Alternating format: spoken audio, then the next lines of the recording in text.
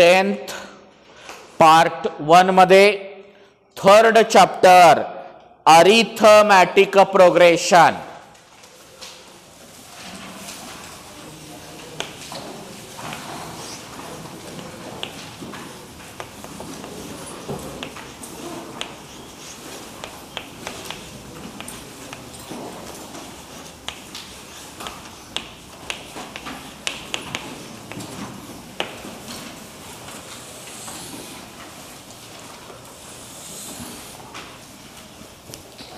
Arithmetic progression. त्याच्यामध्ये sequence कुणाला म्हणायचं बघा.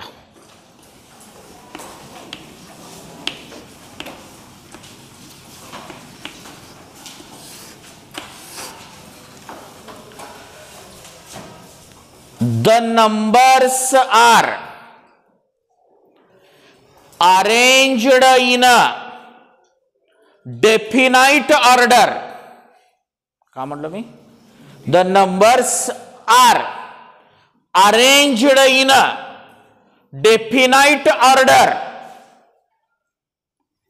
Called sequence. काही नंबर हे काहीतरी फिक्स क्रमानं अरेंज केलेले आहेत. उदाहरण म्हणून घेतो मी अगोदर.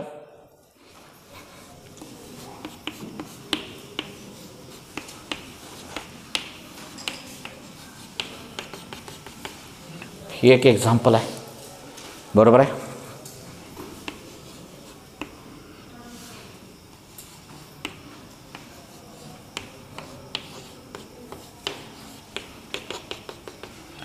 या दोन्ही नंबर्सना, ही जे नंबर्स आहेत यांना सिक्वेन्स म्हणायचं का नाही?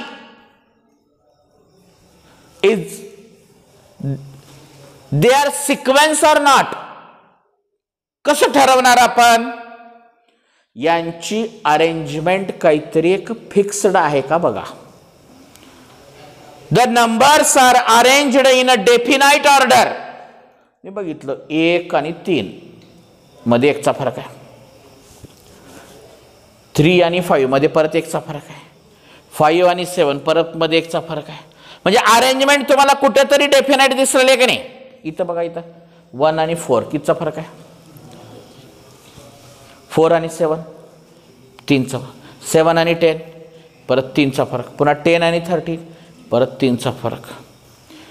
These numbers are arranged in a definite order, then and only then they are called as a sequence. असे जर आपल्याला दिलेले नंबर कुठेतरी डेफिनाइट ऑर्डर मध्ये असतील तर त्याला आपण का म्हणायचं? सिक्वेन्स. मग दिलेली सिक्वेन्स अरिथमॅटिक प्रोग्रेशन आहे का नाही, कसं ठरवायचं ते पुढे बघू. आता एक एवढं सिक्वेन्सचं वाक्य आणि 2 उदाहरणं लिहून घ्या आणि मग गणित बघू. लिहा. सिक्वेन्स म्हणून हेडिंग टाका. द नंबर्स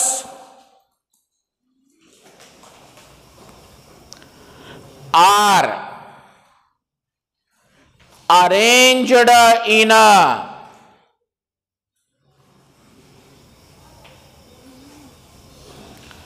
डेफिनाइट ऑर्डर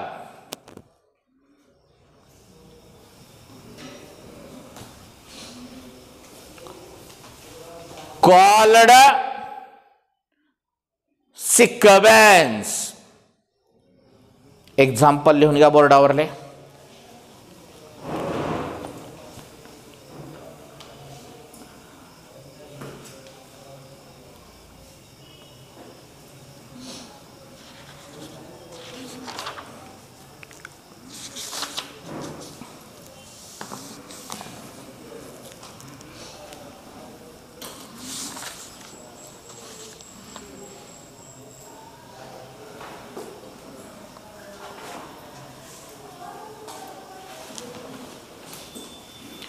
झालं. हे दोन्ही एक्झाम्पल लिहिलं. पेज नंबर 59 वर सॉल्वड एक्झाम्पल म्हणून एक्झाम्पल नंबर 1 आहे. सापडलं का बघा बरं. पेज नंबर 59 वर सॉल्वड एक्झाम्पल आहेत. एक्झाम्पल नंबर 1 आहे, ते लिहून घ्या सगळेजण. त्या 1 मधलं 1च लिहून घ्या. त्याच्यात किती प्रॉब्लेम आहेत सांगा बरं. 1 मध्ये 4 आहेत. त्याच्यातलं पहिलं लिहून घ्या फक्त.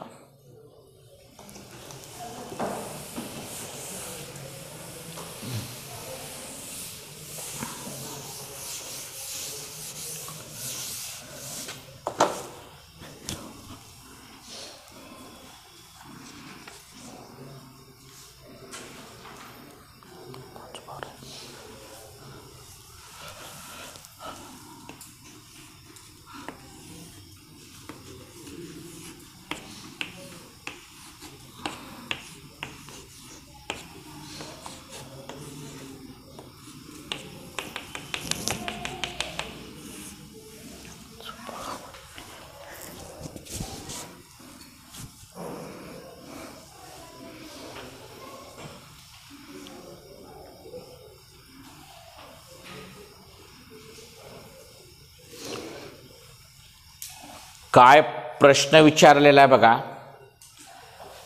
हे जे सिक्वेन्स दिसते तुम्हाला, ही सिक्वेन्स अरिथमॅटिक प्रोग्रेशन आहे का नाही? Is it arithmetic progression or not? First you have to decide the sequence is arithmetic progression or not. पहिल्यांदा ही दिलेली सिक्वेन्स अरिथमॅटिक प्रोग्रेशन आहे का नाही ठरवू. जर असेल, if yes, then find the next 2 terms. जर ही अरिथमॅटिक प्रोग्रेशन असेल तर ह्याच्या पुढच्या 2 टर्म काढा असं म्हटलंय त्याला. बरोबर आहे का? बरोबर आहे का? तुम्हाला काय 2 प्रश्न आहेत त्याच्यामध्ये, कोणते सांगा बरं. First, decide whether it is AP or not. AP म्हणजे Andhra Pradesh. Arithmetic progression. Yes or no? If yes, then find the next 2 term. If no, no असेल तर पुढले टर्म काढायची गरज नाही. आता करायचं कसं बघा. इकडं किती टर्म दिले तुम्हाला? How many terms? त्याला नंबर, नावं देऊ आपण. काय नावं देऊ? T1 is equal to 5. बरोबर आहे. दुसऱ्याला T2 is equal to 12. T3 is equal to T4 is equal to 26. आलं? हा, 4 टर्म दिले. 4ही टर्मला नावं देऊ. पहिल्या टर्मला T1 बरोबर लिहू, दुसऱ्याला T2 बरोबर लिहू, तिसऱ्याला T3 लिहू, चौथ्याला T4 लिहिलो. Difference between any 2 consecutive terms म्हणजे काय? कॉन्झेगेटिव्ह टर्म्स म्हणजे लगतच्या 2 पदामधील डिफरन्स म्हणजे फरक काढायचा आहे. डिफरन्स बिटवीन म्हणजे काय? फरक. कुणामधला? Any 2 consecutive term. कुठले बी 2 लगतचे नंबर म्हणजे T1 घेतलं की T1 T2 मधला फरक, T2 T3, T2 T4 काढायचं नाही कधी. का बरं काढायचं नाही T2 T4? They are not consecutive term. ते लगतच्या आहेत का? जवळ जवळचे. मग आता कसं करणार? पहिल्या आणि दुसऱ्याचं काढू अद्याप मी. कोणाचं? पहिलं आणि दुसरं. दुसऱ्यातून पहिलं वजा करा. सांगा काय? T2 minus T1. हा सांगा किती? 12 मायनस 5 इज इक्वल टू किती? हा, आता दुसऱ्याचं आणि तिसऱ्याचं करा. सांगा. आधी पुढलं घ्यायचं पुन्हा मागचं घ्यायचं. सांगा काय? T3 minus T2 is equal to सांगा 19 मायनस 12 इज इक्वल टू 7. आता त्याच्या पुढलं घ्या. 4 minus T3 is equal to 26 minus 19 is equal to 7. कळालं का सगळ्याला? ह्याला काय म्हणायचं? The difference between any two consecutive terms is constant or not constant. सारखं आलं तर कॉन्स्टंट म्हणा, इथं जर वेगवेगळं आलं तर नॉट कॉन्स्टंट म्हणा. The difference between any two consecutive term is constant असं मी इथं म्हणू का? का बरं म्हणू मी इथं कॉन्स्टंट? कारण सारखं आलंय म्हणून. बरोबर. आणि जर सारखं नाही आला असतं, समजा इथं 7 आलंय, इथं 11 आलंय, इथं 15 आलंय, काहीतरी तिन्ही वेगवेगळं आलंय, तर मी का म्हणलं असतो माहिती आहे का? The difference between any two consecutive term is not constant. आता ती त्या गणितात बघू. तसा प्रॉब्लेम आल्यावर कसं लिहायचं ते सांगतो. मग आता काय लिहू मी सांगा? 7 7 7 आलंय म्हणजे मी काय लिहू? वाक्य सांगा. The difference between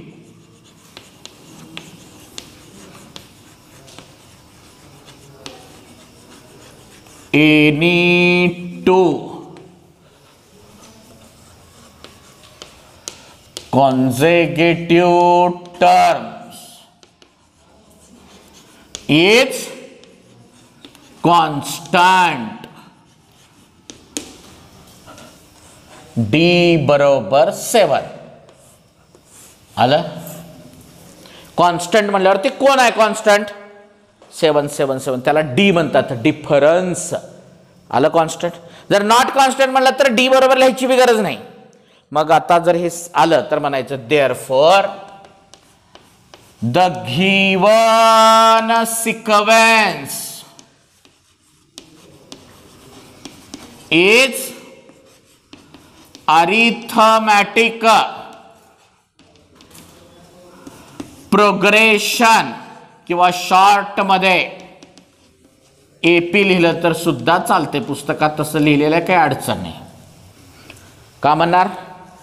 therefore the given sequence is arithmetic progression. बरोबर आहे. समजा जर हे सेम नाही आलं असतं तर का लिहिलं असतं मी? The difference between any two consecutive term is not constant. हे लिहिलं नसतं डी बरोबर. Therefore, the given sequence is not arithmetic progression. Arithmetic progression आलं. आता नेक्स्ट 2 टर्म काढायचे आहेत. आपल्याला दिल्यात किती? आपल्याला दिल्यात किती? 4. म्हणजे काढायचं किती? T5 आणि T6 काढायचं. आता ते T5 आणि T6 काढायचं सूत्र काय आहे बघा. T5 इज इक्वल टू, ह्याच्या अगोदरची टर्म सांगा मला काय? T4 प्लस डी करायचं. सांगा T4 किती आहे? 26 प्लस डी किती आहे? 7 इज इक्वल टू 33. आता अजून एक टर्म काढू. ह्याच्या पुढची टर्म कोणती सांगा बरं? T6 इज इक्वल टू, सांगा फॉर्म्युला आता तयार करा तुम्ही. T5 plus D. T5 इथं काढलेला आता 33 plus 7 is equal to 40. Therefore the next 2 terms are 33 and 40. का म्हणलं? Therefore the next 2 terms are 33 and 40. एक प्रॉब्लेम कळाला की सगळे करता येतील तुम्हाला. का म्हणलंय? गणितामध्ये एक सिक्वेन्स दिले आणि ती सिक्वेन्स अरिथमॅटिक प्रोग्रेशन आहे का नाही चेक करा म्हणलंय. मग मी कसं केलो चेक? दिलेल्या टर्मला नावं दिलो मी अगोदर. काय सांगा? T1 बरोबर 5, T2 बरोबर 12, T3 बरोबर 19, T4 बरोबर 26. आता मला डिफरन्स काढायचा, फरक काढायचा आहे. कसं काढू मी फरक? जवळजवळच्या संख्येचा, पहिलं आणि दुसऱ्याचं कसं करू? पुढचं घ्यायचं आधी मग मागचं घ्या. T2 minus T1, 12 minus 5, 7. T3 minus T2, 19 minus 12, 7. T4 minus T3, 26 minus 19, 7. मग मला सांगा हे आलेले डिफरन्स सारखं आहे का वेगवेगळं आलंय? म्हणजे कॉन्स्टंट आहे का नॉट कॉन्स्टंट आहे? मग का लिहिणार वाक्य तिथं? The difference between any to consecutive term is constant. मग ते आलेलं कॉन्स्टंट काय आहे ते लिहा. डी बरोबर 7. Therefore the given sequence is arithmetic progression. मग पुढच्या नेक्स्ट 2 टर्म काढायचं. कोणती काढायचं? आता 4 दिले म्हणजे 5. T5 बरोबर का फॉर्म्युला? त्याच्या अगोदरचं term T4 plus D 33. T6 बरोबर त्याच्या अगोदरची term T5 plus D 33 plus 7 is equal to 40. समजलं का सगळ्याला? लिहून घ्या. अजून एक प्रॉब्लेम करून दाखवतो मग तुम्हाला देतो करायला.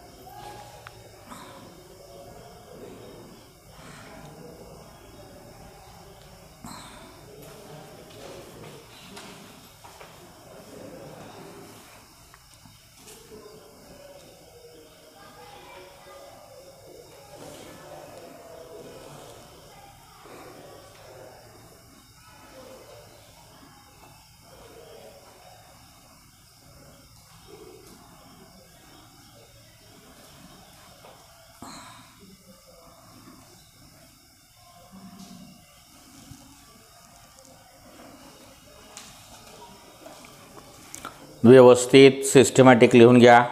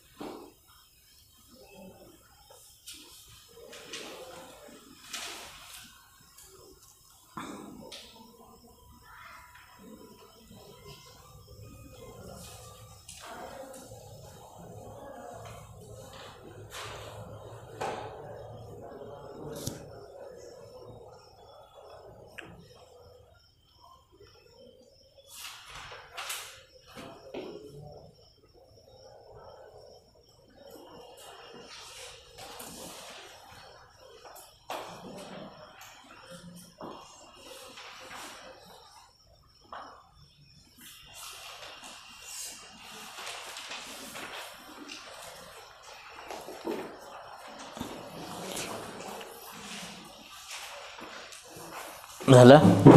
हा झालं का? हां बघा आता.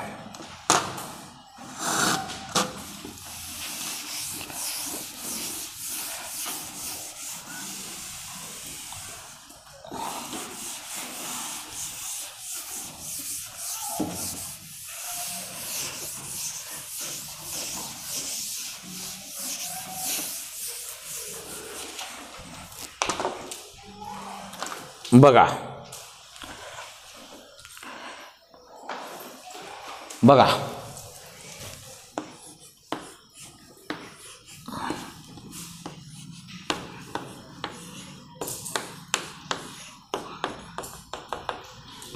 ही दिलेली सिक्वेन्स का आहे सांगा बरं. 2 -2 -6 -10 डॅश बरोबर आहे. ही दिलेली सिक्वेन्स अरिथमॅटिक प्रोग्रेशन आहे का नाही चेक करू अगोदर. म्हणून दिलेल्या टर्मला काय नाव देऊ मी सांगा. T1 is equal to 2, T2 is equal to -2, T3 is equal to -6, T4 is equal to -10. आलं. आता डिफरन्स काढू. कसं काढतो सांगा बरं. आता पहिल्या गणितात समजलंय तर सांगा बरं मला कसं काढायचं. T2 minus T1 सांगा. T2 -2 -2 हे मायनस फॉर्म्युल्यातलं आहे. -2 -2 -4 मायनस मायनस ॲडिशन होते -4. आता त्याच्या पुढले दोन टर्म घ्या सांगा बरं काय.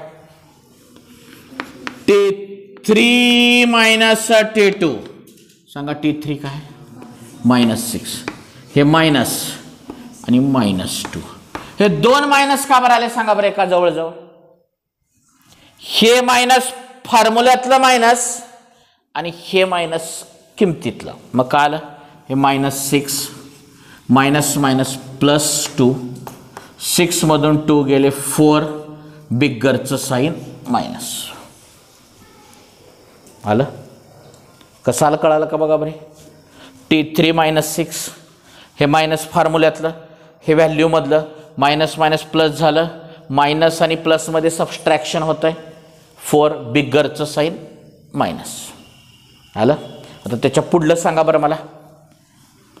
T4 minus T3 सांगा. T4 काय -10 हे फॉर्म्युल्यातलं -6 -10 मायनस मायनस +6 एक मायनस आणि एक प्लस आहे 4 बिगरचं साईन मायनस आलं का लक्षात.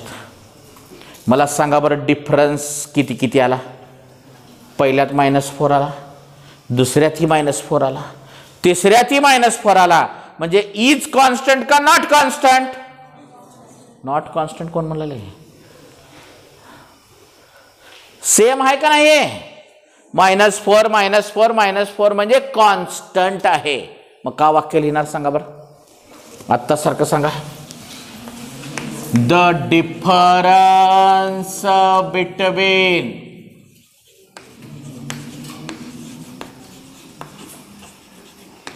any two consecutive term is काय सांगा कॉन्स्टंट. मग काय सांगा ते कॉन्स्टंट. D बरोबर -4 बरोबर. आता मग खाली का म्हणा. The sequence the given sequence is AP.